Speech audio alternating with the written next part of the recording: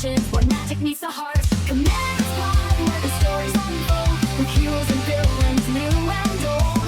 Duncan, Jeff, and Sloan got the word. In the world of EV8 we play. Hello, everyone. Welcome again to Commander's Pod. I am your pod father, Duncan. I'm Sloan. And we are without Jeff this week, so I would say we are at least 33% less aggro. Yeah, at least minimum. Yeah, minimum. So Jeff is away on a trip, and he should be back next week. Yes. So we'll have some fun without him. Today we're going to talk about alternate formats for Commander. We've talked a little bit about some of these before. We're going to go into a little more detail. And we've talked about the idea of doing a poker version of Commander. Right. Yeah, and we brought it figured out kind of some rules to work with for you guys to try out. Let us know what you think. So we'll go over that. We have a card of the day. Sloan's got some pro tips from a non-pro. That's right. So, yeah. Let's get into it. We have, I got it into some games over the weekend. You weren't there, Jeff wasn't there. I unfortunately, there is illness striking the Sloan household right now. And so I had a son had a fever, then he didn't have a fever, then my daughter didn't feel good, then she did feel good. Now my son has a fever again for some reason. It's just... There's a lot of stuff going on. So unfortunately this weekend I was unable to escape and get out there into the wild. But you did, and Aether Drift... Yep. So Aether Drift pre-release, and pre-orders came in. That's right. So I had gotten both Commander decks, but I really only cared about a few of the cards in the zombie deck because I already had most of the ones I wanted. Right. So I took a few out, and I had a Commander deck that I've been working on with the Lich Queen as the okay. And which one's the Lich Queen? She's the one that says if you. See, I don't remember her real name because I have the Evil Dead version. Oh, okay. Okay. But she says when you attack with zombies, for each attacking zombie, you draw a card, then you discard that many cards. Okay, so it's like a dig deck. Yep. It's similar. It goes well with Temet, who is the new commander, right? Who says you do that once when you attack, but then zombies you control get +1/+0 for each card you've drawn. Right. Yeah, that's gross. Yeah, so you can make a real big army in one turn when you swing. Yeah. They could be like +8 or +9. Yeah. That's gross. Yeah, it's every single zombie. Right. Yeah. Exactly. Yeah. That's what I'm saying. That's. So let me tell you how gross it got. So first of all, I did not think I'd like tribal so much. I don't really play tribal. I've tried elf ball a little bit. Well, it's because like, elf's so overdone in my opinion. Yeah, but I just really. I thought about building a Minotaur deck, but then somebody else did, so I didn't. I have a rat deck, and it's strong, but I'm like, meh. I have a goblin deck. Well, because I will say, in all fairness, your rat deck is just basically rat colony, right? For the most part, because there's like 20. Mine is less rat colony than most people's. Yeah, so but you still run a decent amount of them, though. I mean, I think I have 12, 13, something like that. Whereas some people run 20 or 30. Yeah. You know, but so anyway, I did not think I would like tribal this much. I loved it. Yeah. It was a lot of fun. The deck's a lot of fun. Of course, I have rooftop storms. So, and I got You're welcome. Yeah, you pulled that. I pulled on camera. I pulled two of them, I think. If you guys haven't watched, he opened the box for me of Innistrad Remastered. Yeah. I got that and Necro Duality. Yep. Yeah, you got both. I one of my games, I had both. Right. Wow. When I pulled them, I was like, Duncan's gonna love these for that zombie deck he's talking about. Yeah. Like these are two of like the musts. And then 3 out of the 5 games I played that deck, I got Rooftop Storm. Jeez. I was like, all right. But I only got to really use it once. I got to use it a little bit a couple times, but like one time I got it, but I had no draw, so I played like 1 or 2 zombies. Right, you didn't really get value out of it. Yeah, and then somebody exiled it. Yeah, so. Yeah. You don't let that sit around. No. But so that it was fun, but I didn't win with it till the very last game, and then boy did I win. But I was a problem quite a few times. But so the last time I won, I had Rooftop Storm. I only had my commander and 1 other zombie out, or no, 3 other zombies out at the beginning of turn, but they weren't big. Right. She's a 4. Another one was a 4/2. I think I had like a 2/3 and a 2/2 or something. Okay, nothing. But I had 1 player I knew I could kill, but the other player that was left, Bryce, I was not sure I could get there. Right. But But so I drew for turn, and I was like, oh, I can get there. Because I had 3 zombies in my hand. Okay. Okay. And the one I drew is the coup de grace for this. But so I played 1 zombie, which was Temet. So now, Yep. Now when your my draw. commander does the thing, Yeah. I get +1/+0 for each draw. Right. Yeah. Okay. For all your zombies. Yep. Then I can't remember what the other zombie was. It wasn't really relevant. But the last zombie I played out of my hand said, when this zombie comes into play, and this is why I drew for turn, return all zombies from your graveyard into the play. Oh, jeez. And you have some that give haste, right? Yeah. Yeah. Yeah. Jeez Louise. So I had some haste enablers. But the main thing was when I swung out with everything that could attack, it still wasn't lethal, right? Right. So I swung enough to kill the player I needed to kill. Because actually, I think I might have done it with only commander damage. I think so. My commander went there. Right. And I sweat everything else at Bryce. But he's like, oh, well, that doesn't kill me. I go, draw trigger. Yeah. Before damage. So I is drew dealt. my cards. And then they were all like +8/+8. Yep. He's like, oh, never mind. I'm Yeah, dead. yeah. I'm like, yep. Because he had 2 blockers. Right. Yeah. know? But the big thing with zombies, which is I think one of the reasons why they're a little bit more fun when it comes to tribal, is because they have so much recursion in them, and like Yeah. that's what kind of makes it fun. Is obviously they kind of play on the zombie theme, but it's like, oh, you did a board wipe. Oh, shucks, and it's like I recur all my zombies. Yeah. Like it's a grave horde. But I do, my one thing about it is there's so much draw discard in it. I hate it because I have to make choices that I don't want to make. You know what I mean? I have to, but anyway. Yeah, But I it get was, that. still, I loved playing it. It was so much fun. I did have to stop playing it because Luke was playing his Henzi deck, which we've discussed is just disgusting. So Right. then I played my Lisa Shroud of the Dusk, Right. which whenever a player casts a spell, they lose 2 life. Yeah, and this is the one where you can pay life to pay for commander. Or Yeah, I whatever? don't pay commander tax. I pay 2 life for each 2 mana from their commander tax instead. Right. And then I have a lot of other things in there, like the Rug of Smoldering, I think it's called, where that's another one. For each spell you've cast that turn, you pay cumulative life. So the first spell, it's 1 life. Yeah. The Oh, second yeah. spell That's is- right. That's so right. Yeah. Right you there played with her that. and that's a minimum of 3 you're going Right. to take. And then I had another thing out that said whenever you cast or copy an instant or sorcery, you pay a life. So if it's an instant or sorcery, it's 4 life off the top if it's the first spell you cast. It was crazy. But I had this thing I did where I had the artifact that says regain life equal to the total life all players have lost this turn. So but it's my turn. I have it out. But what I did was I played a few spells and got myself really low. And I think I had to cast my commander from the command zone. That was like the 3rd time. So right there, That's 6. that's 6. Yeah.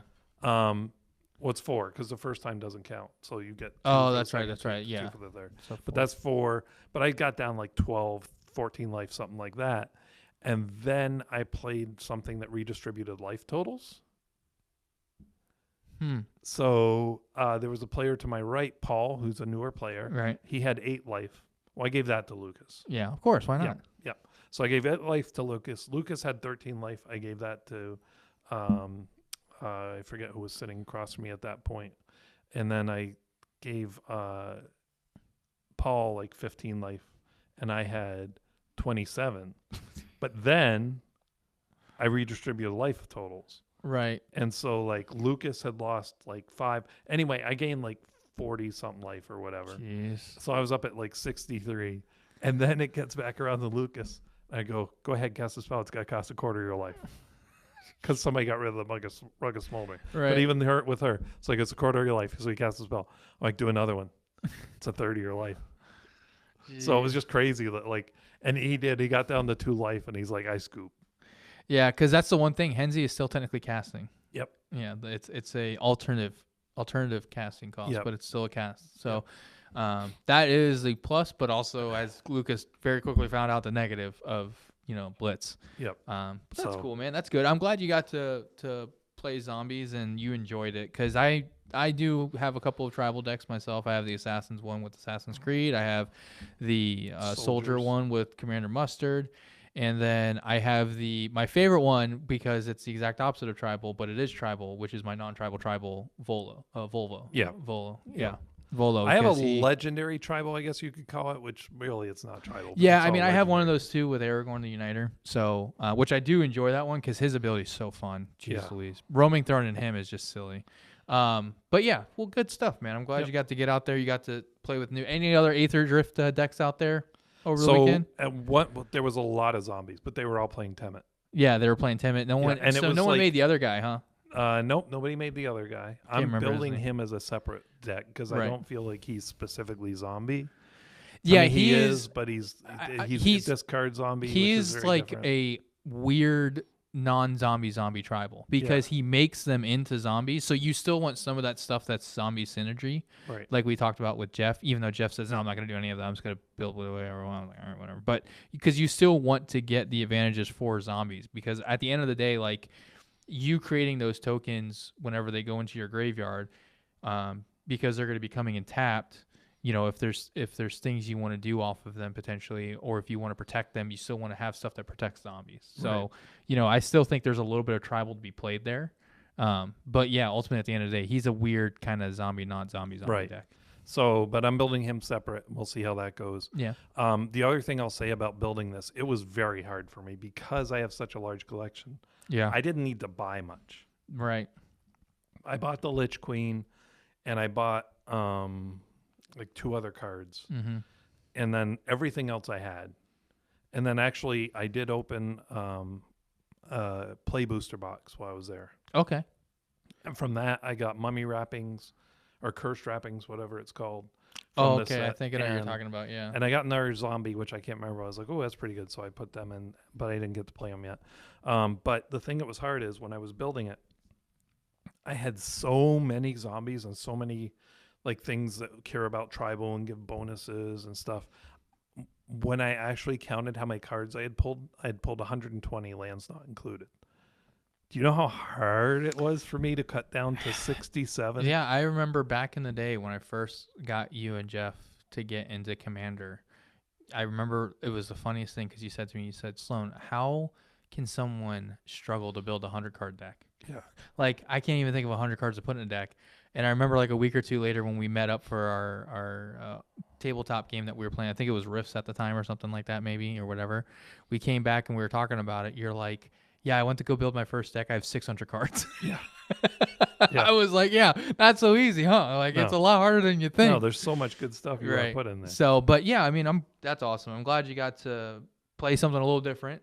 Yep. That's always fun when you kind of find a new thing you like inside of something you already love. Yeah, and so we almost had a game that was 5 players, all undead. One of them was playing was going to play vampires.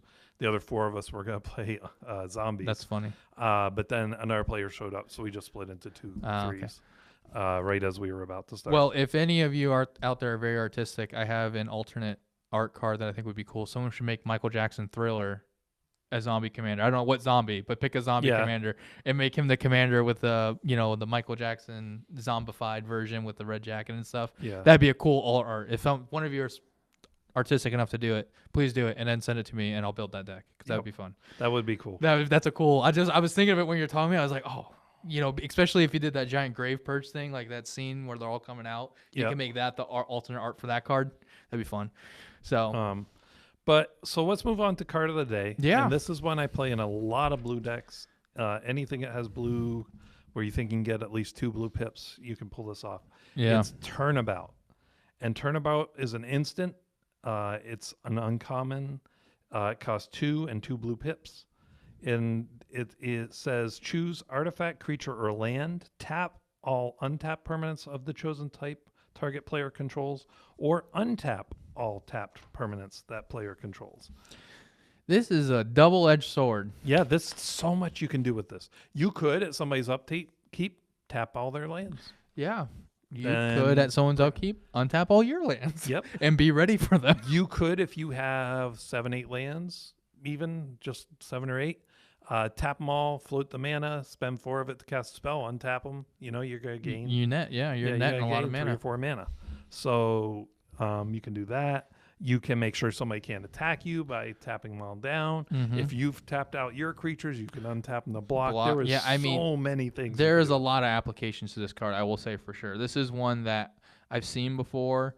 Obviously, with it being in blue, Duncan is going to be the I guess forerunner of all the ways that you could use and abuse it. Yep. So when we were going over the notes for this, you're like, wait, isn't that banned? I'm like, I hope not, because it's in like a ton of my decks. Yeah, because I thought there was because the art when I looked it up is very old school, and it reminded me of a different art of a different card. I think is what it was that is banned, and that's why I was like, this one is not. Yeah, this is not banned. It is legal in Commander. I mean, it's banned in Standard because it's not printed, but in Standard. But that's just because it's not in Cycle. Right. But I mean, I will say the one nice thing is because Jeff's not here, you can put the card right here between us. Yeah. And it won't block anyone's face. No.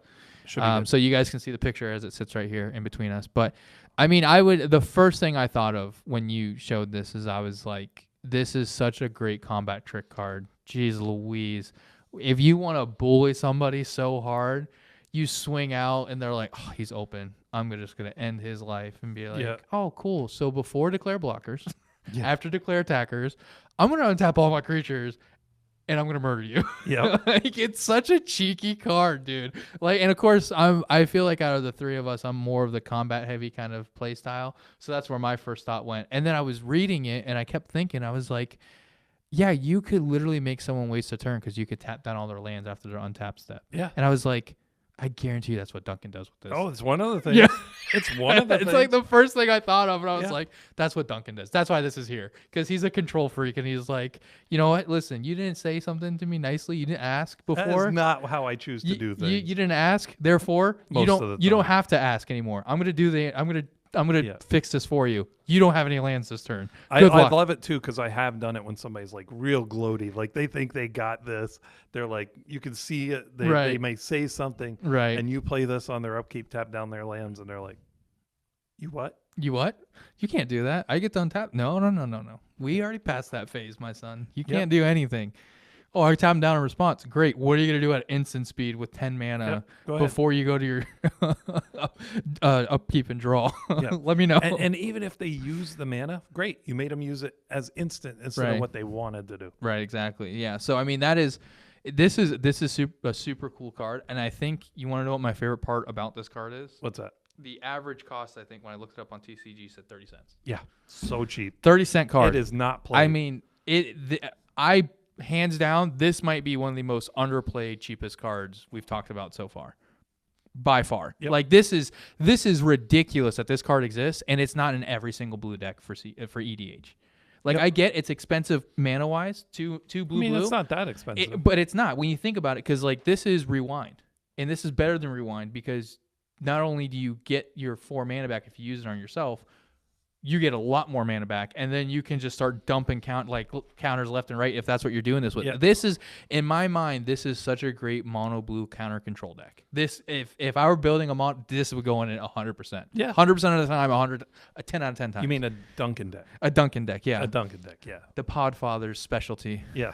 Chef's kiss. So definitely think that is a cool one. Definitely do not see almost anyone play it except for probably you. And I mean, we've played a lot of games, and I can't think of one person who's played this. That's one of the cards that Jeff jokes about when I find something, and I'm like, oh, I bought like 30. 30, yeah. Well, I'm excited for me to get a copy of it and see what I can do with it, because that's definitely a fun card. And so, but. I love the flavor text. Oh, too. yeah. The flavor text. Yeah. The best cure for a big ego is a little failure. Oh, beautiful. It's so good. That almost should be the name of the card. I know it's too long, but that would be such a great name. Big ego, little failure. Like that should be the name of the card. That's great. Yeah. But as we mentioned, Jeff is missing, but we get to play our fun game. What is aggroing Jeff? And we're going to guess. Yep. And we're going to see if we're going to be right next week when he comes back. So he's traveling again. He's traveling again. So last weekend he traveled. He went to a MegaCon event. Yep. This week, where's he traveling? Do we know where he's going? He's going to St. Kitts. It's for work. There you go. So he has 2 travel weekends back to back. I bet, because of how furious he was, he is going to complain about MegaCon. I like it, on Saturday specifically, the crowdedness of MegaCon. I mean, I got $10 saying that's got to be it. There's no way he came in fuming today. As long as we don't tell him, Oh, he'll listen to this stuff. No, he doesn't listen to our show. He does. Does he? Yeah. It He doesn't seem read like- the notes beforehand. He doesn't read the notes And he beforehand. doesn't listen to us while while we're talking. Yeah. But he does listen to it. But I will say the last time we did this, he was honest and he said, I did listen, but I already kind of made up my mind on what was, and he still was honest, and I believe him. So I do think, Jeff, when you do listen to this, my guess is that you're complaining about Saturday MegaCon when you were there and the crowded and and here's the thing: he could have gone all 4 days. He had passes for all 4 days. yeah, that's what's he didn't go crazy, dude. Thursday, Friday when it would have been slower. And I even told him, I was like, dude, like if you wanted to be able to walk around and enjoy MegaCon and look at all the stuff and check out the vendors, and Thursday's the day to go. That's the day. Thursday, I kind of argue Friday's a little Friday. bit. Friday's a little bit more busy, but the cool thing about Friday is like there's some people cosplaying, so you still get to see some cosplayers, and then a lot of the Well, that was one of his on-site complaints. talent Well, stuff is we'll there. let you guys hear when he talks about Right. it. So, but that's my guess. Are you you think it's gonna be something else? Because he is traveling again, so No, there's a chance. I That, mean, if something goes wrong, he'll complain about that. If he complains about like there wasn't, what was the thing from Office Space where he was like, "Excuse me, I said no salt on the rim, and there's salt on my rim." It could be something like that, Yeah, maybe. something since is- he doesn't drink. yeah, But I feel like he could come back with some first world problem from his trip to. yeah. St. I mean, Kitts. because he's flying, right? yeah. Yeah. Oh, I mean, he ripped on the airport with thing last time, so there's a good chance he could do that one. Because that but would be more I fresh. think you're right because he was very upset about. Okay, They yeah. stayed like I think less than an hour at Mega. Yeah, he was like, we were barely there. I couldn't do it. I couldn't stand it. I left. I was like, well, you should have asked me before. Yeah, I you was picked it upset up. I didn't get to go. Yeah, because because I'm we had- okay with walking. That's why I like going, as I love looking at the cosplays and like kind of seeing all the voice actors. Because I watch a lot of anime, so like seeing all the voice actors in person and stuff like that's cool. So, but all right, well, that's our what's aggroing Jeff. Yep, Yes, that's our prediction. that's our prediction. We're gonna see if we're right place your next bets. week. Yeah, see, maybe put in the comments or send us an email what you think Jeff's gonna complain about. I mean, he's got 2 trips back to back, so there's a good chance Yep. it's travel related. If you wanted to guess. So counterspell segment. Yeah. Today I want to discuss: is Magic losing its focus? What I mean by that is, I mean look at the last few sets. We had a racing set. Before that we had a horror set. I'm talking about standard sets. Before that we had a furry set. Before that we had a cowboy set. Where's Magic? Where is the fantasy setting with no weirdness? What happened? So here's the thing. So kind of the first question that we're going to go over, which is kind of what you just said, is basically, are we getting too far away from Magic? Essentially is the way it's worded on our prep sheet. I mean, Because then when you intersperse the universes beyond as well, right. I mean, the only real pure Magic we're getting is the remastered sets. Right, and I think part of that has to do with maybe they can't really think of any original planes to go to, because they've kind of touched on all of the original planes and they already went there, and then they've done a bunch of stuff lore-wise, I guess. So maybe that could be part of it.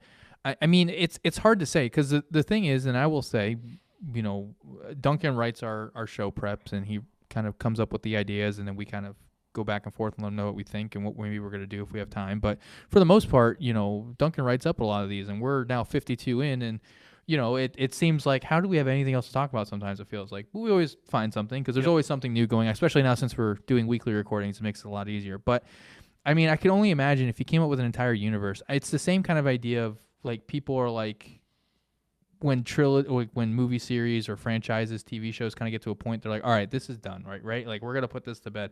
Like the classic one I keep making fun of my wife for. She loves it.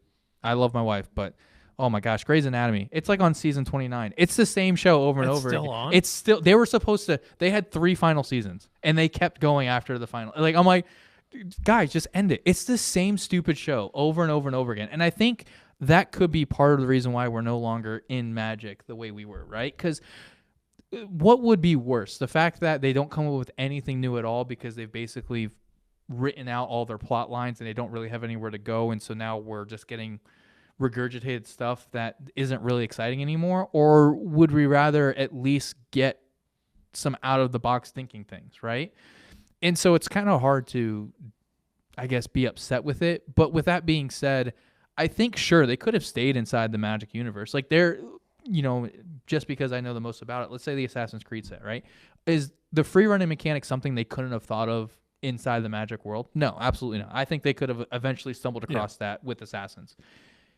would it have been as popular or been as exciting if it wasn't attached to Assassin's Creed? I don't think so. I think the fact that it was attached to Assassin's Creed, one, brought in newer players, brought in new people to our game, and then two, it was a cool way that was directly related to that world that added mechanics to this game. It wasn't super arbitrary, I guess is the best way to put it. So, yeah, I guess we have kind of gotten away from the original writings of Magic and what it originally was, but at the same time, if they're not doing it in a way, now again, before I say this, I get SpongeBob exists. We're not going to talk about SpongeBob.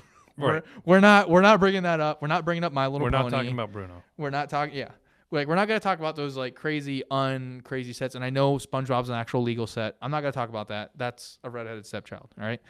My point is that there is a little bit of, yeah, we've gotten away from it, but I don't think it's ruined anything. I don't think it's.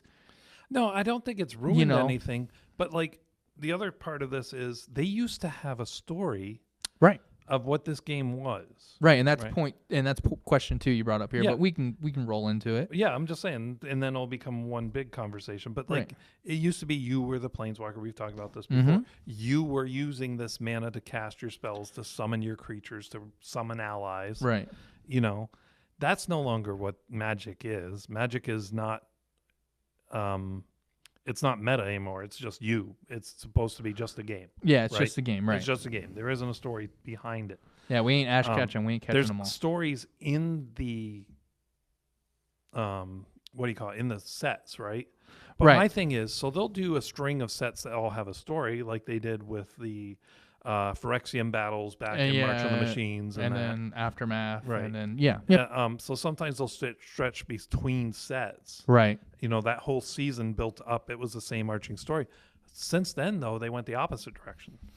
There is no overarching thing. They'll bring back a couple things, like the fact that Duretti is no longer a planeswalker, Right. And he was competing to get the Aether Spark to get some of that back without having it naturally, things like that. But they're not doing the okay, here's the story of the season or the story of the year Right. or anything like that. And they're only doing stories within the sets, and sometimes it's an afterthought with like Bloomborough. They never really said, why are they now creatures? Right, and the only thing I can find on that, because we did talk about it was just a different plane of existence, and that was the way that they existed in that world. Yeah. On that plane. Which, But I thought again, in is other kind instances they've traveled between those planes. right. So now, but they're saying, but this isn't that person. That's a different one. I don't know. Yeah. It's a different alternate reality version or something. I It's mean, like, come on. I think the big thing is we've gotten past the point where people ultimately care about stories. But right? they've done that to themselves. But that's true in most things, right? Most people really don't, like, for example, if you were to ask anybody that it like loves the MCU, the Marvel Cinematic Universe, right? And you were to ask them, well, how many comic books like have you read of that character, like Iron Man, for example? How many Iron Man comic books have you read? Like, the original story and like everything about. No, I just know him from MCU.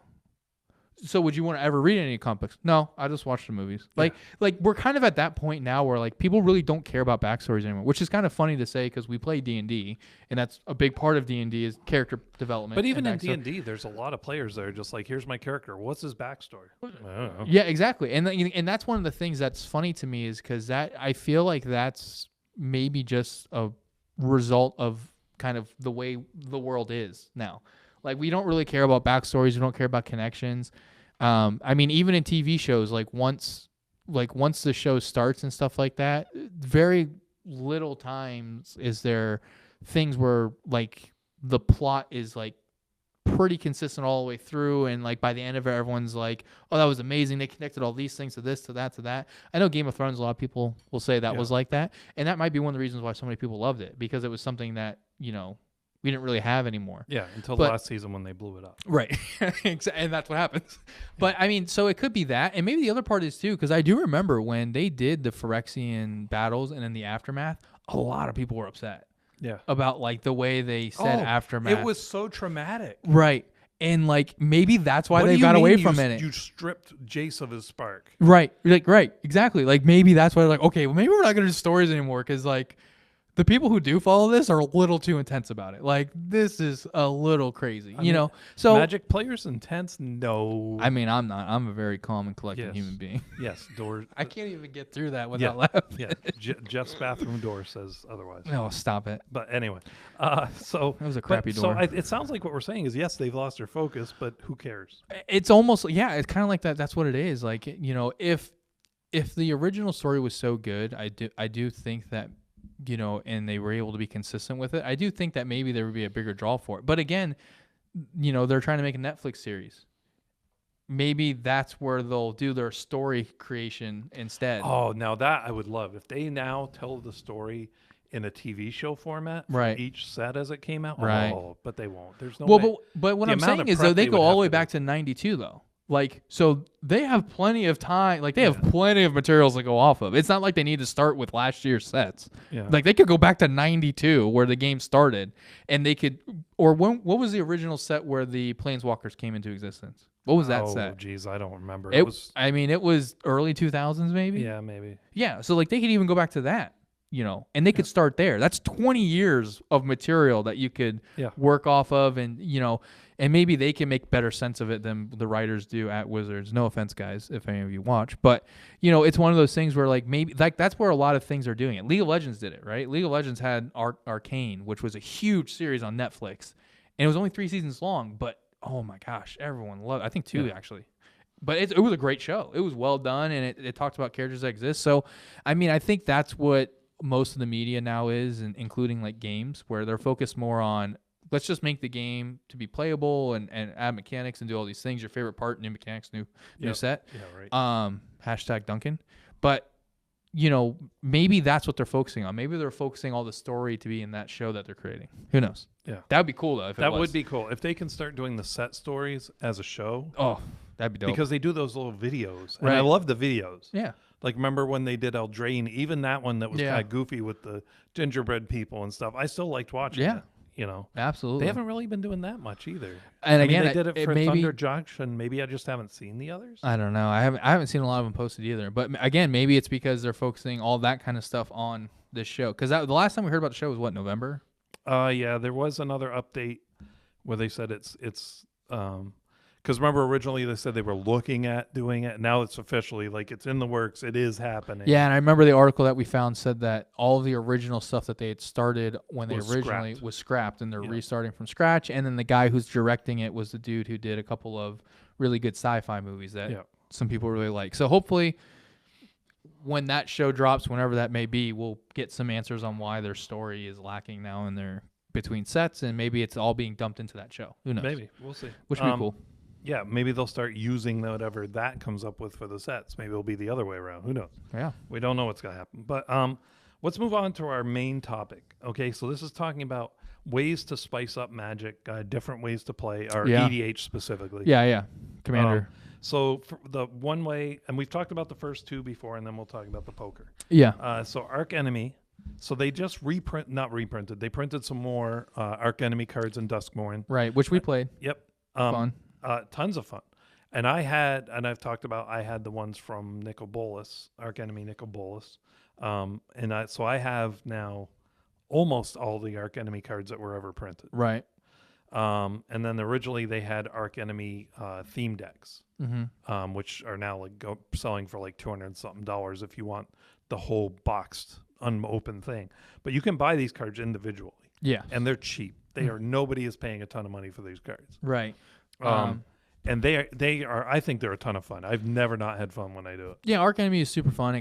It's a little bit of a spin because the new one that they did it is a little different, where everyone's the Archenemy with Duskmourn, and then the original one is there's one person who's quote unquote Nicol Bolas, and then the three of you are trying to kill said person, so they get advantages and bonuses for being the Archenemy. So there's technically, even inside of Archenemy, there's two different ways to play it depending on how you want to. Yeah. So the way for Commander that they now have is the Commander format Right. for Archenemy, is you each get a deck of 10 Archenemy cards. And each of you are an Archenemy, so you each Yeah. have your own little 10 stacks. So there's Yeah. 40 Archenemy cards in total. But quote you could unquote. also, if you don't have enough cards for everybody, Yeah. you could shuffle them together and make one. Yeah, you can just Archenemy make one deck and right in the each middle and turn everyone just- somebody. Yeah. Yeah, everyone But just the flips thing it about over. making your own is you get stuff that has more synergy with your deck. Yeah, you can customize a little bit more, which is Yeah. kind of Because when you get something that says all your creatures get +2/+0 and you're not playing creature deck. creature deck, it's like Yeah. yeah. But I guess that's too maybe some of the fun in the randomization of it. If you all just play off of one stack, it's like maybe that one guy wants that one and he doesn't get it because Yeah. you ate it. So that's kind of a I to- want them to make some like negative cards. yeah, that'd be Maybe fun. something bad happens to you. Yeah, Sometimes. But like it- or you get to do something bad to somebody. Like you can tap down target opponent's creature. oh, they have stuff like that. or things Yeah. like that. yeah, That's they a have little- they have stuff like that. Another format on here that we can touch base on real quick before we go to the next one because it's actually already set up is plane chase. So that's another Yep. way you can do it. Plane chase is super fun. Plane chase cards are in the middle. Whenever you're on that plane, it does a certain thing. You And roll they, a dice. they put out more of those in They did. Doctor Who. Was it Yep. Doctor Who? Yeah, and then they did some more last year because I remember there was a new set that came out. It might have been right around Duskmore, and I can't remember when it was, but there was a set of I even the thought it plane was Doctor chases. Who. It might have been. I can't I think remember it who it was. was. But plane chase is super fun if you've never played it before. Again, It's a there- similar idea, but this time there is just the one set yeah, of cards, and and then that things trigger it. affects everybody in the Yep. in the game. So all four of you are affected by whatever plane's showing. Yep. So that's fun too if you haven't yep. played that one. Another format, which is there's varying feelings about the format. Some people love it, some people Right. hate it. Sheriff. Yep. So the roles. Let's talk about the specifics of this because we haven't really gotten into it. Yeah. The roles are sheriff, deputy, renegade, and outlaws. Yep. Sheriff's role is revealed. All the others remain hidden. And the outlaws win if the sheriff dies, no Yep. matter how that happens. The deputies win if the sheriff survives. The renegades win if the sheriff is the last to die. Right. And so that's kind of key because you may have renegades trying to protect the sheriff at certain points. Right. And then they're trying to kill other people at other points. Right. And so the fun thing about this game is this is I don't want to call it a card. So there's a version of this that's basically the same thing, but you kind of just play it in like a group of people. So you get like 7 people to sit down and you dish out like playing cards, and like the ace is the sheriff, and then the 2 kings are the deputies, the 2 queens are this and that. And then you just kind of close your eyes, and then he says, "All right, sheriff, wake up." And there's townspeople, and then you have to try to figure out who the outlaws are because they kill everybody when everyone else's eyes are closed. It says the outlaws wake up, and you point at 2 people, and they can kill, or they each agree to kill 1 person. They kill that person, and so it's Werewolf kind of is like that too. yeah, werewolf is what the other format is. So there's that. The cool thing is deputy, renegades, and outlaws, of course, are hidden the whole time, so no one knows who those are. Right. There's an actual card game of this called Samurai Sword, and it's literally has its own card decks and everything. Pretty much the exact same concept as this, except it's Emperor, ninjas, samurai, and Ronin are Yep. the classes. So, but it's very cool format. It's super fun idea. So, and the way it works is, so with 4 players, you would have 1 sheriff, 1 renegade, and 2 outlaws. 5 players, you have 1 sheriff, 1 renegade, 2 outlaws, and 1 deputy. 6 players, you have 1 sheriff, 1 renegade, 3 outlaws, and 1 deputy. And then 7, you have 1 sheriff, 1 renegade, 3 outlaws, and 2 deputies. Yep. So, but yeah, it's really interesting because you have to try to figure out who is the outlaws and who's not based off of how people are attacking. And like the big thing is because you don't know if you're killing a deputy as a deputy or you're killing an outlaw as an outlaw. That's where the fun comes in. And obviously the spirit of the game is you don't tell everybody who you are. Right. You also have to be careful what decks you play with this. Right. If you play a deck like my Lisa deck that hurts everybody equally, like that's not helping the sheriff if you're the deputy. Right. Yeah. So I mean, there is some strategic in that sense. You want to pick a deck that maybe isn't going to do, as I like to call it, AOE damage, which is basically hits everybody. You also don't want to, if you're a deputy, really play a deck that has a combo win. Right. Because you're actually taking out the sheriff then. Right. Yeah. You're killing the sheriff at that If point. the sheriff plays that, that's fine. Yeah. So it's almost like the sheriff wants to play pretty much the most overpowered thing and just try to kill everybody else. Yeah. And then because even if he kills the deputies, he's okay. Yeah, because he doesn't know who they are. Yeah, It's he like, just needs to live. sorry. Yeah. So, but yeah, it's really interesting how that plays out and how you can kind of do that. And this is something I think too that's a lot of fun for people who are very much table talking, politicking kind Yeah. of players, like this is super fun for them. Because a lot of times an outlaw will not want to tip their hand because everybody will come after them. So Right. they might protect the sheriff sometimes even. Right. You know what I mean? It's like, wait, what? Yeah. Or they may not attack him for a long time. Yeah. And you think, oh, well, there's And no the- way they're an outlaw. And the then. one nice thing too with this is with it being with Magic is that maybe the Renegade is playing a deck that hits multiple targets, because then he can like play it off as, well, I swung at him, but by defect or by side effect, sorry guys, it also hits you guys. But Yeah. really, he wanted to hit the other people, but he wanted to, so there's a lot of mind stuff you can do. So that is a fun way to potentially play your This next is the Commander best game. format if you're going to play with more than 4 players, in my opinion. Yeah. If you want it to go quicker and kind of have more of a point. Yeah, for Because sure. 6, 7 players normally would take forever to play a game. Right. But in Sheriff, it goes a little quicker. Mm-hmm. So now let's get into Commander Poker. The main event. Yep. So it's not super complicated. So it just adds a betting phase to this. Right. Okay. So and chips and an ante. So you're going to ante up. You start off with, let's pretend 50 chips. You Yeah, can per decide, person, 50 chips. and these chips have no real value unless you guys want it to have value. Mhm. You know what I mean? If you guys want to turn it into like a home poker game, then do it. Yeah. But it could just be for fun using chips as imaginary like Monopoly money Yeah. or whatever. You could use Monopoly money if you really wanted. Yeah. If you want it to feel more, if you're maybe playing Thunder Junction decks and you want it to feel old school. Yeah. I'm Um, sure there's a cowboy version of Monopoly somewhere out there. You Yep. get cowboy money. So before the game starts, everybody would have an ante. So you might say it's 5 chips or $5, whatever you're calling them. Right. So everybody has to ante that up at the beginning. And then you play a round, your first round. Okay. Usually it's going to be drop a land pass. Maybe it's drop a land soul ring. And then after that first round, you start the round of betting. So it starts with the first player. After Mhm. the last player in the round goes, then it's back to the first player. The first player is going to bet. He can either call or, check, or he can raise. So he can say, Yeah. you know what? I got a real strong start. I'm gonna raise it. Right. You guys got to pay more. And then the next person in line, if he doesn't place a bet, can check or raise. Otherwise, they have to call or fold. Right. Okay. And folding in this case, just so you guys know, is scooping. Yeah, You're you're scooping. conceding You're the entire, conceding the game. Not just that hand. Like you're literally just saying, all right, I'm so, out of this game. So I have not tested this enough to know for sure, right. but I think this will make games actually go quicker Right. because somebody's like, you only have so many chips you're going to play with for the night, right? So you're not going to want to waste chips on a game you know you're not going to win. Right. Exactly. You know, maybe you had to mulligan down to 4 cards and you still didn't really get anything good. Yeah. You know, so you're just like, I'm not going to throw more money into this that's not going to go anywhere. I want to have Right. this for later. So, you know, it's. I think it'll go quicker. We don't have enough data to prove that. That's my theory. Yeah. So anyway, so then after that round of betting, once everybody has called or raised and it's the pot square, Yep. then you start the next actual round. You play as normal, and after that round, then there's another betting round. The other thing is, unless something big happens, don't bet every round. Don't raise every round. Yeah. Usually, like the first round of betting, probably everybody's got to check. Yeah. Unless more somebody likely than not. really like, I mean, if they tee off, yeah, if they have land, soul ring, arcane signet, you know, Mox. Mox, Yeah. and their commander. yeah. I mean, if you're playing an Urza deck and they have all that out and Urza's out, like y'all might as well just fold. Like that's about it. Yeah. Yeah. So, you know, so unless that happens, probably the first round, nobody's going to bet. They're all just going to check. yeah, everyone's So probably that gonna should go quick.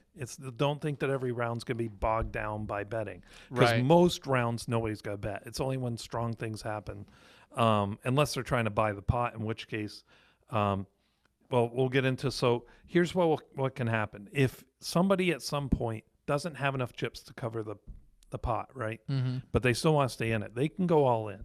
Right. All right. And just like in normal poker, you start a side pot for the money they couldn't cover. Right. They can no longer place any more bets, but they can stay in the game and try Yeah. and play for that, what's in there. Right. Okay. So they're left out of all further betting, Mm-hmm. but they can keep playing the game. But the money over here, they are not involved in. That as a secondary. yeah, pot. even if they win the game, they can't get that pot. Yeah. So, again, it's just like poker. You can look up the rules for this if you're not familiar with poker. So keep going. Now, when you get to the end, right? Mm-hmm. Let's say the person that won was the person who went all in but couldn't cover the bet. Mm-hmm. Okay? So they get what they went in for. Right. However much total amount of chips they put in for the game, they get all that amount from everybody back. Right. And you should have been keeping track of it in the pots. I mean, you keep that pot the way it is. And then the second place player would take the side pot. Right. Because he technically is the one that won all of that. Now, if he also was not eligible for that pot, then we go to the third place. Right. Okay.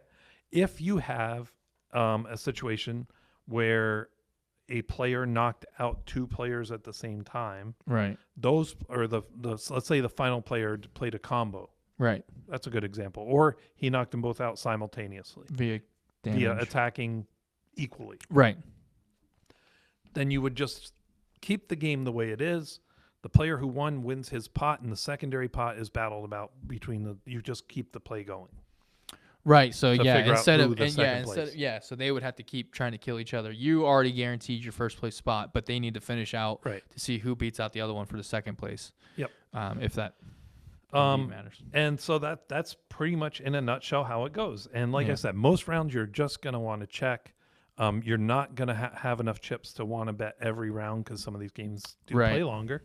But just when you're going to be playing with your buddies over the course of a night, it's just a way to kind of make it matter, right? Yeah. And you can keep track over the course of weeks who you can make a league out of this, Yeah. you know.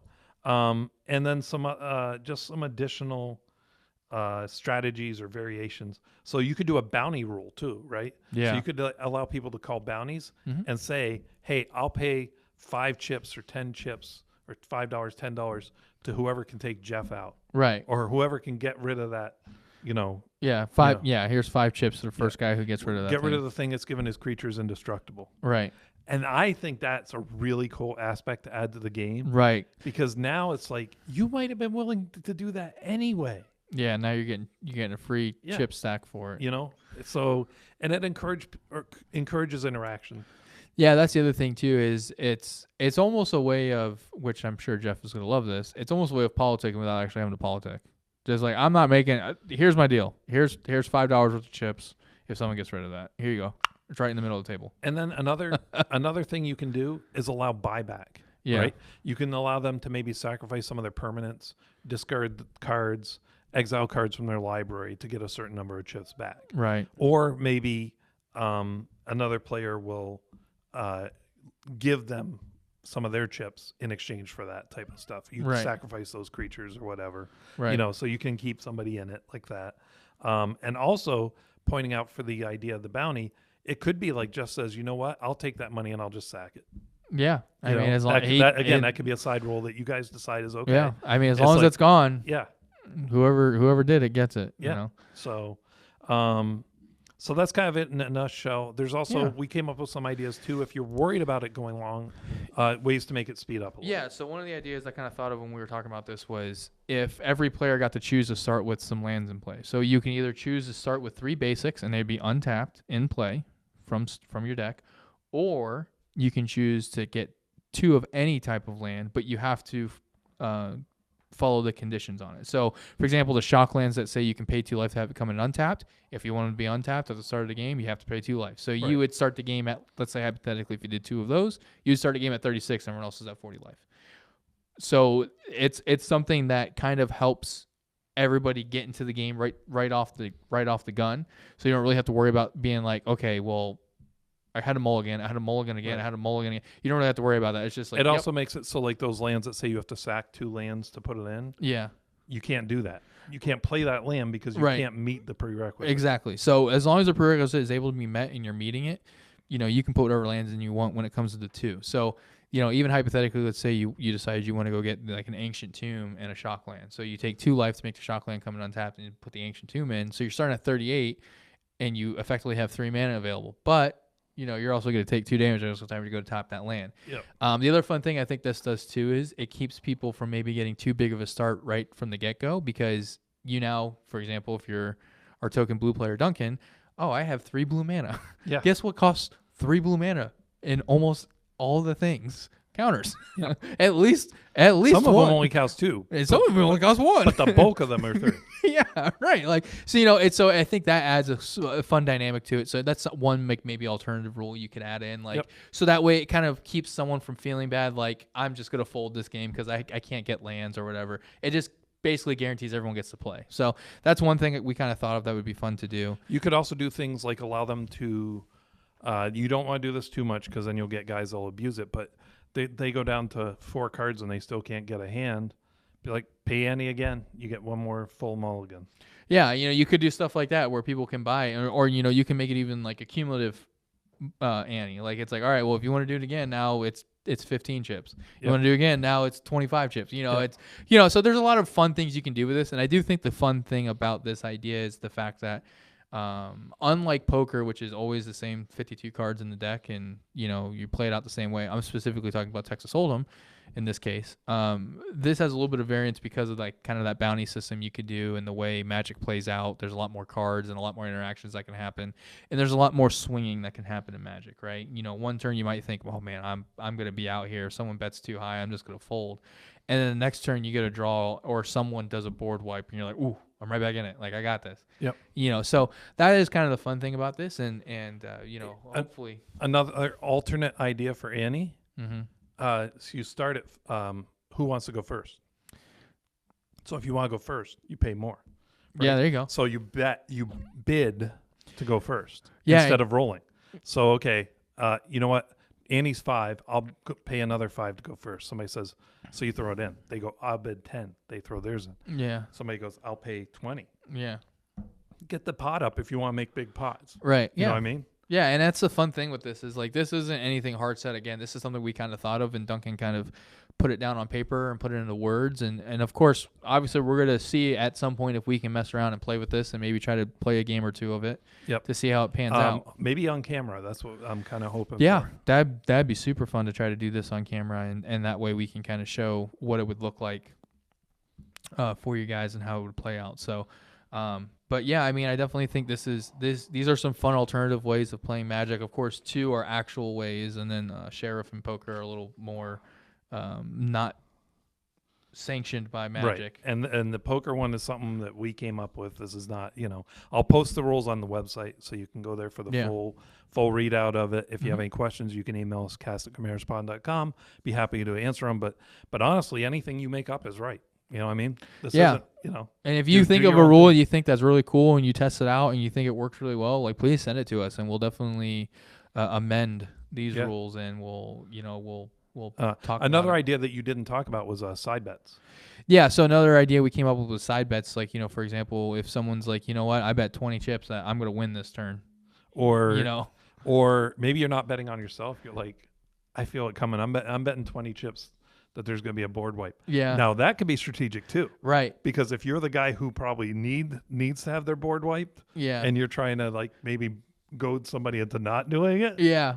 Because that's the thing is it's one of those things where it's like, well, but somebody has to call that bet. At right. least one person has to. Yeah, take someone that has to call it, and someone has to say, Yeah. you know what, I'll take that action, and then that becomes like its own little side pot, which could be, again, this is just something we thought of and we kind of put together. Hopefully, it ends up working out and ends up being something that's super fun, and maybe, who knows, maybe it will get the caliber of what some of these other games have gotten, and there'll Right. be an official rule set in Wizards one day. Who knows? But Well, I mean, Sheriff, there's no rule, but maybe it'll get at least that. yeah, maybe we'll get some kind of profile. attention. But yeah, I mean, so this is just, again, if you guys want to mess around with this and think around and see what you think, feel free to. Like Duncan said, he'll put it up on the website, and you guys can all go check it out and see what you think. Yep.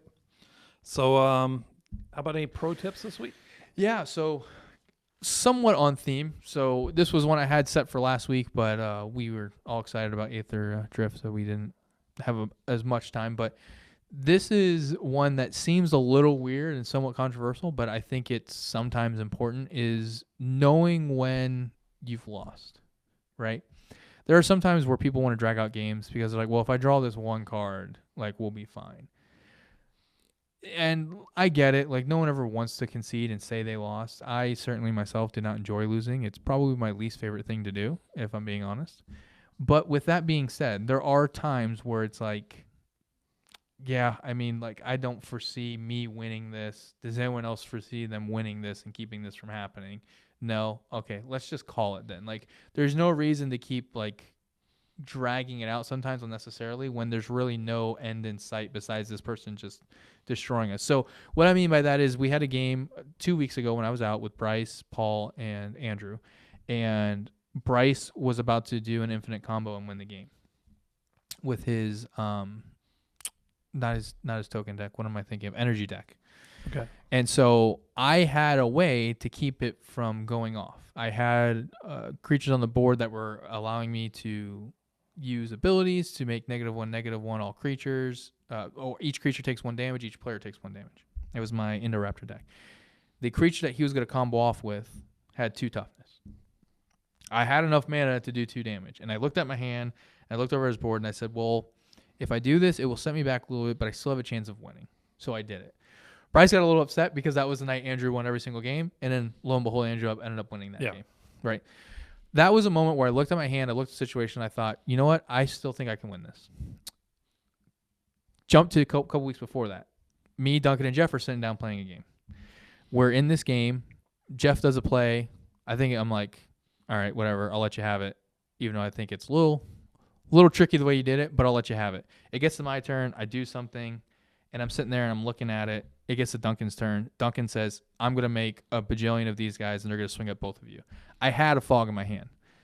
I had enough mana to cast 1 fog. Jeff was coming right after him with 10 dinosaurs to kill us both. And I'm just sitting there. I'm like, I could fog this. There's no reason for me to fog this. Yeah. Like, you're just choosing who you lose against. Exactly. And so there's some times where that's the case, where it's like, you know what? I can choose to let somebody else win if I want to. You know, or I can just let the game end so we can start another one, shuffle up, and play another game. And I said, you know what? Whatever. I'll let it through. Duncan, you win. You got it. Like, it just, in my mind, if I would have had enough mana to maybe do 2 fogs and get back to my turn, different story. Yeah. But and the other thing I think was relevant, I don't think I had any cards in hand. Maybe I had 1 card in hand. Right. And you were so unless tapped that out. 1 card and I was tapped out for mana. Yeah. And so I don't know of any free fogs. Right. You know, and I only had, like I said, because I had 2 mana up, and I had a 2 mana fog and a 1 mana fog. So there's just no way for me to cast both, 1 on his turn, 1 on Jeff's turn. It was just impossible. Yep. And so I was just like, you know what, Duncan, you can have it. Like, I'll give it to you. Because there's no reason for me to fog Duncan just to let Jeff win on his turn. Right. It doesn't make sense. So, you know, sometimes there are times where it's like, hey, I'm going to lose. I think we're all going to lose. Let's just go to the next one. And then there's other times where it's like, no, I think I have a chance. You know, I'm gonna keep fighting, and just knowing when to do that, I think, is sometimes important for not just the table, so what you're but saying yourself. is, to keep on theme with this episode, you gotta know when to hold them. Yeah, you gotta know when to fold them. You gotta know when to fold them. That's right. Yeah, exactly. That's why I thought it was very on theme, and it was funny we did this. I was like, oh, that works out. But yeah, you just gotta know when to hold them. You gotta know when to fold them. You gotta know when you're beat. You gotta know when to beat them. You know. Yep. So just something to kind of think about when you're playing your games. You know, I get it. There's always that if I draw this 1 card, I can win. There's 99 cards in your deck. There's barely a 1% chance you're going to draw that card. Yep. Keep that in mind. Yeah. You know, be respectful of the other players, you know, who are out there playing maybe not as much time that you have to get to play, so they want to maximize their time. Right. You know, something I just thought of with the poker, going back to that real quick. Yeah. One thing you could do, play with pennies. Yeah, penny poker. Penny poker's great. I used to play penny poker all the time with like my brothers and sisters and my mom and my dad. We used to play penny poker. You know, we would just go grab a handful of change and you know, it was like, I think we played with like, you know, 20 pennies and, you know, 10 dimes, 10 nickels, and 5 quarters or something like that. Yeah. You know, and you could just play with 200 pennies. Yeah, you could just play with 200 pennies if you really want to. So, but yeah, you know, penny poker is a great way to do this too, because it's, I mean, I'm sure everyone can go to their car and grab a handful of change. Now, your shop's probably going to hate you for this, but if you're playing at the shop and everybody's playing with $2 worth of pennies, at the end of the night, you can buy yourself a pack. There you go. Yeah, if you win, that's a pack, baby. Yep. Now they might hate you for giving them 700 pennies. Yep. But technically, I mean, if you play with 250 pennies, yeah, you know, you can get 2 packs. Yeah. No tax. You got yeah. But anyway, just kind of a last minute thought on that. But so no, I think it's a good point. You really, there are some times where I could have stopped somebody from winning, but I just would have died anyway. Right. Exactly. Exactly. You know, I stopped somebody from winning, but they already wiped out my lands. What's the point? Right. You know, please put me out of my misery. Yeah. And I've seen people like Well, I'm gonna counter. Why? Why are you gonna counter that? Do you think you can win? I don't want him to win. Well, that's a dumb reason to. Are you going to stop the guy who's next from winning then? Yeah. No? Okay, great. Yeah. Good job. You just picked him to win. Like, what's Yeah. your... Yeah, exactly. And sometimes it is about that. Now with Jeff, and the other thing that was relevant, I think Jeff had won almost every game that night. Yeah, he did. He won like 3 or 4 games in a row or whatever. And I think I snuck one out early with Indoraptor because I got like a crazy combo off like right in the beginning. Yeah. And then I got like one other one, but he had like 4 wins already at that Yeah, point. and it's like, you know what? You've had enough wins. Yeah. I'm not giving it to you. Yeah, I'm definitely... I know for a fact if I do this, I'm going to give you the win. And I'm not going to do that. So I'm just going to let Duncan win. Yep. Because that's easier. But that's about all the time we have. I do want to go over the contest real quick, just Yeah. as a reminder. We are running a giveaway for the Secret Lair Marvel Foil Edition. All the sets. It Right. does not include the Earth's Mightiest Emblem, but other than that, Unfortunately. it is all the Marvel cards, Secret Lair, in foil. So all you got to do is email us, cast@commanderspod.com, subject line contest. In the body of it, put where you subscribe to us and what your handle is on there. Yeah, your username or handle on Yep. that, whatever it is, so that way we can make sure we track you and give you each credit for the contest. Yeah, for each one you're subscribed to us is an entry. If you are a Patreon subscriber, you are automatically getting 3 entries no matter what, even if you don't email us. Which, by the way, thank you to you guys who did subscribe to Patreon. We went up. I think we said we got a couple more Patreon subscribers. We got 3 more. So we got 3. Thank you guys. We Yep. appreciate you very much. We appreciate it. So let's keep going. The goal here is to give away the Marvel set. We do need to hit 50 YouTube subscribers, but you have until March 28th. Right. So you got plenty of time. And Yeah. at the rate we're going, we're going to hit that way before. Yeah, I think when I checked the other day, when I was checking on some of our videos, I think we were almost at 30. We're at 30 now. We're at 30 now. There you go. As of this morning. I Yeah, looked this up morning. there. Okay. The last time I checked was Friday. So yeah. So, you know, we should easily hit it. And if we do hit it, I'm going to put forward some more prizes. Yeah, You know, we'll but with have a a push stretch goal. Yeah, of stretch maybe goal or trying push to get goal. to 100. Yeah. You know, something like that. But, you know, like I said, we're going to easily hit 50. Just give us an email, send us where you're, and if you go on Patreon, you automatically get 3. Yeah, 100%. That's the best way to do it is Yeah. And to win, you also do to win the Marvel set, because there is also a backpack with our logo, and there's a crossbody bag also with our logo. Mhm. To win the Marvel set, we do have to hit 50, and you need to be subscribed to us on YouTube. yeah, required YouTube subscription. Yep. So And we're talking 50. The 50 subscriptions have to be in YouTube, because we're more than 50 on almost everything else. So yeah, so YouTube specifically is what this push is for, guys. So again, you guys who have been subscribing, we appreciate it. You Patreon people, we appreciate it as well. but remember, sign up for us somewhere else too that you're not alreys subscribed, because it's Yeah. an extra entry for you with the same email. Yeah, I think Spotify, Apple Music, YouTube Music, Audible. all those places Yeah. we're at. We have it sent everywhere. So hopefully there's one of those formats that you can listen us to on, which we would appreciate it. Yep. And of course, too, don't forget we are doing all these in video now as well. So that's the big thing for the YouTube page is we are trying to put up more videos for you guys. You know, so you can see our ugly mugs as we talk about Magic. Yep, and we have been putting up. We have a bunch of shorts up there. Yep. We have more pack openings. We're gonna have this Aether Drift collector booster soon. That Yeah, should be up. hopefully that should be up a couple days after this goes up this Thursday. I'm trying to hopefully get it up that same weekend so you guys will see it because this is the official launch weekend for Aether Drift, if I Yep. remember correctly. Yep. Yep. So I want to try to get it up this weekend so you guys can see me open those packs and hopefully we get some good pulls for Duncan again. I want that first place Chrome Mox. There you go. Chase card, baby. First place Chrome Mox. I'll take a serialized Aether Drift. I'm not gonna. Yeah, that'd be sick too. Not Aether Drift. Aether Spark? Aether Spark. Yeah. I'm not gonna say no to that for Yeah, sure. that'd be dope. I actually want that more. Yeah. Maybe the Chrome Mox. I mean, is a we little tried more for it, guys. We realistic. tried for the Edgar Markov for him. I even said in that video, I was You like, got me an Edgar Markov. It just wasn't. yeah, it serialized. wasn't a serialized one. So we got halfway there. Maybe this time we'll get the serialized part right. Yep. But so anyway, that's the contest. If you have any questions, email us at castcommanderspod.com. I'll get back to you and let you know. Yeah, and then one more thing too. We did get an email from one of our listeners, and by the way, thank you for that email. It meant so much to us. Yeah. When we Duncan sent it to us, and me and Jeff read it, and for me personally, that's super cool. I'm glad that we're able to be entertainment for you as Yep. unprofessional So I and don't crazy want as we to are. give the person's name with the details, so I'm Right. just going to give the details because I just think it was a cool story. So they said that they had played online on Arena. a lot, but Mhm. they had not gone in person. They were very shy about going and trying to start this, in person. Right. And so we did an episode where we talked about, how to do it, how to get into games, how to talk to people, Right. and kind of encouraging people. And they said that was when they decided to try and do it. And since then they go now. Yeah. And they go, I don't know if they said every week, but they go regularly. Yeah. And that was just really cool. I like to know that we helped you get there. It made us all feel really good. We appreciate that you appreciate us. Yeah. And Means a just lot. know that we appreciate you probably twice as much. That really meant a lot. More than you could ever know. Yeah, no, seriously, that was really cool. So Yeah. Super cool story. I've and- gotten quite a few really cool Yeah. kind of backgrounds to people in some of these entries, or kind of on top of these entries and stuff. Yeah. So I'm. that's been really cool. I did not expect that kind of. I figured it would just be very robotic. Yeah. But I have gotten to kind of know some of the listeners a little better, which was really cool. Yeah, and of course, we appreciate any kind of emails, any kind of feedback. The big thing is too, I think we just got one recently for a guy that's kind of struggling with building a commander, and I think we're gonna try to do an episode for that for him.